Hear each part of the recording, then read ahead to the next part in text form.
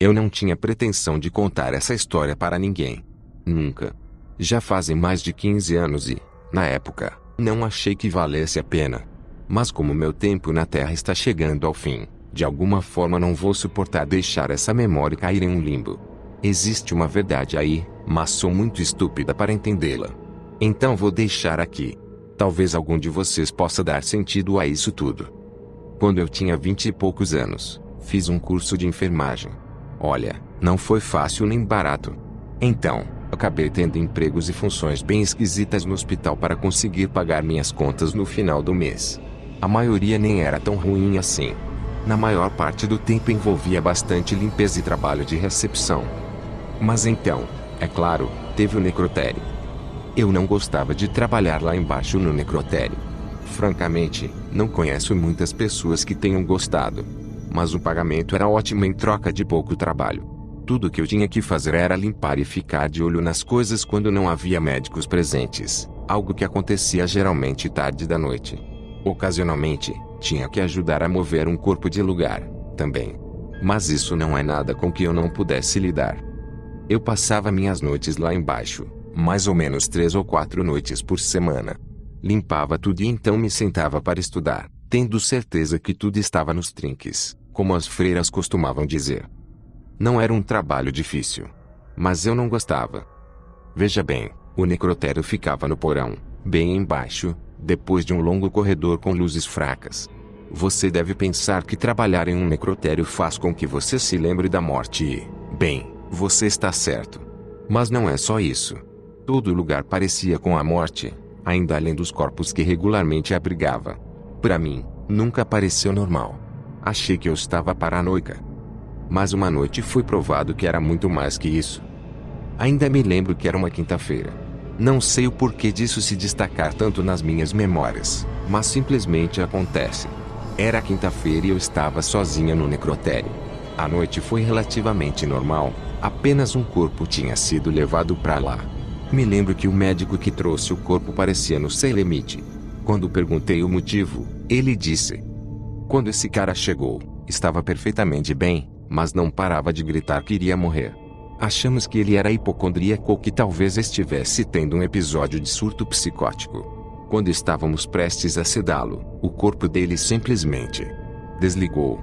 Foi como se tudo lá dentro tivesse parado. Morreu em poucos minutos. Não conseguimos reanimar. Ninguém faz ideia o que o matou. Meu coração dava fisgadas enquanto eu ajudava a colocar o corpo na mesa. Estávamos com poucos funcionários no hospital naquele dia, então ele só seria examinado no dia seguinte, quando um médico estaria disponível para fazer a autópsia. Isso significava que eu teria que ficar com aquele cadáver ali a noite toda. Bem, isso não me incomodava muito. Claro, era meio medonho, mas nada que eu já não tivesse lidado.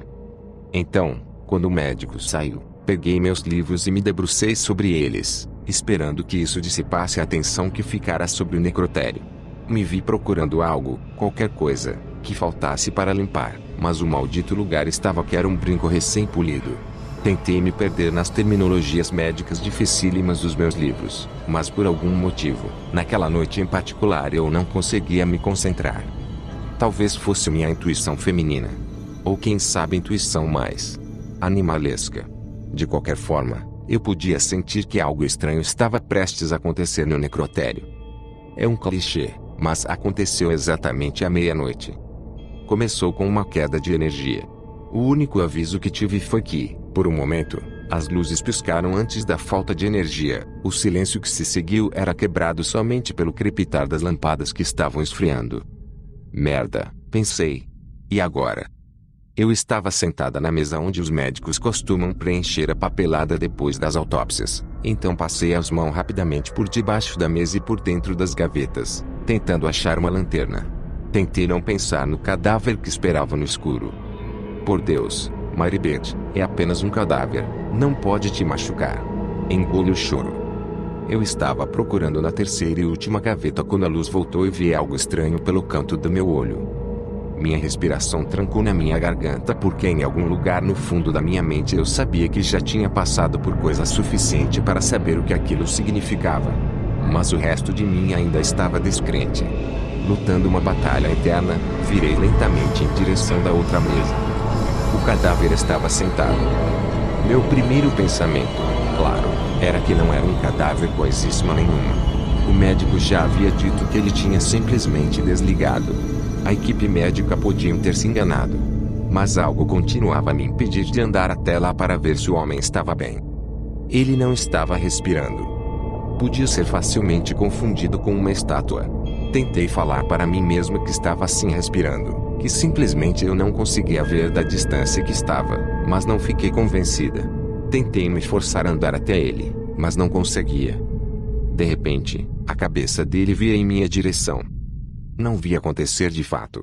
Pisquei. Quando abri os olhos novamente, a posição da cabeça havia mudado. Para piorar a situação, isso devia ser impossível, pois eu estava diagonalmente atrás dele.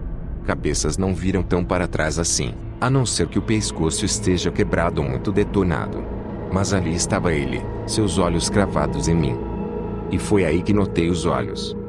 Na verdade, não existiam. Eram apenas dois buracos nojentos olhando para mim e, sim, ele estava olhando. Tenho certeza que aquele cadáver tinha olhos quando chegou mais cedo ao necrotério. Mas isso não importa. O que importa é que agora tinham sumido. Pisquei. Desta vez, estava sentado na ponta da mesa, com as pernas pendendo para fora. Ele balançava as pernas como uma boneca de pano, e foi com esse movimento tenebroso que encontrei minha voz. Gritei e corri para a porta. Você se lembra dos corredores que mencionei antes? Os compridos de luzes fracas que eu precisava passar para chegar no necrotério. Haviam corpos alinhados no chão deles. Corpos parados, que não respiravam, bem mortos. E nenhum deles tinha olhos. Mas todos olhavam para mim. Isso quase fez com que eu parasse ali mesmo, pois sentia que estava presa entre duas mortes diferentes.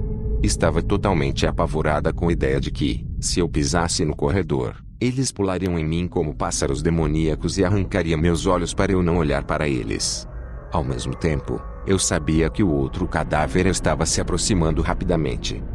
Então cometi um erro. Me virei para trás. Ele estava de pé, a menos de 30 centímetros de mim. Aqueles buracos no rosto olhavam para mim enquanto a boca pendia aberta, desengonçada. Uma vibração esquisita emanava do cadáver, e um filete de sangue caía pelo canto de sua boca. Meu corpo fez a decisão por mim. Corri. Corri até que consegui sair do hospital. As enfermeiras de plantão tentaram me impedir, mas eu não podia ser impedida. Corri algumas quadras que separavam o hospital de nossos dormitórios. Corri para dentro e caí no chão, assustado imensamente a irmã Ruth, que estava monitorando o andar naquele dia. Irmã Ruth era rigorosa, mas era boa de coração. Ela sabia que eu deveria ficar no necrotério até as 4 da manhã, então estava pronta para me xingar quando viu meu rosto. Não sei exatamente o que ela leu na minha expressão, mas não me castigou. Também não me perguntou o que aconteceu. Simplesmente ligou para o hospital notificando que teriam que mandar outra pessoa lá para baixo para me substituir. Quando desligou o telefone, eu já estava soluçando. O medo escorria pelos meus olhos. Ela colocou os braços em meus ombros e sussurrou: "Está tudo bem, você não precisa voltar para lá." E não voltei. Em todos os meus anos como enfermeira, nunca mais voltei para aquele necrotério. Aliás, nenhum necrotério. Não sou uma estranha para a morte. Essas coisas